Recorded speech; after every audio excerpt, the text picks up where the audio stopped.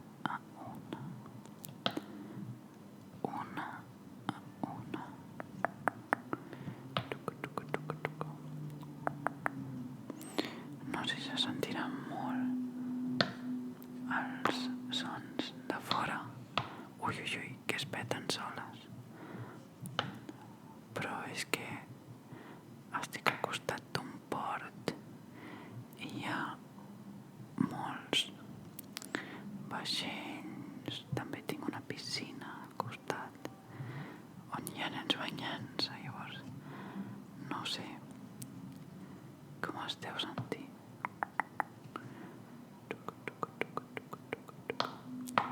Ui, es van petant les bombolles. Ja creia que seria més fàcil baixar-les totes seguides, però ja veig que no. Bueno, ho faré per parts. Com veieu, aquí les he girat, aquí encara no. Suposo que s'aprecia. I ara faré els sons de quan peten.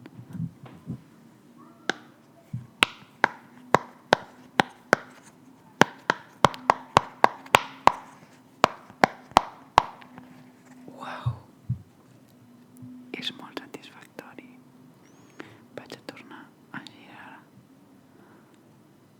A veure si puc girar-ne més sense que girin soles.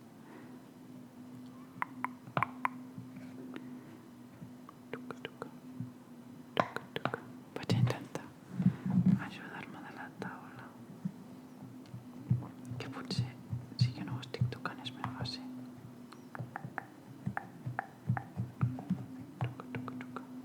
Sí, és una mica més fàcil, la veritat. Sí que ara podré explotar-les totes i serà molt guai. Aviam.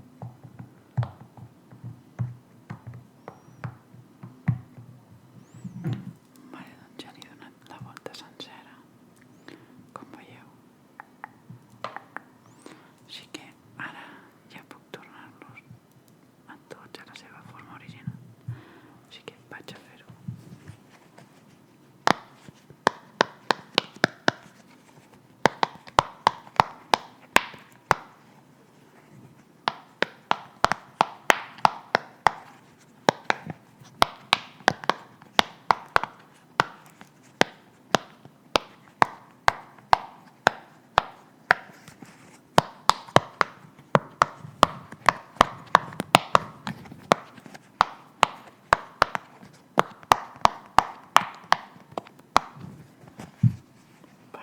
M'està agradant molt aquest objecte, sí que és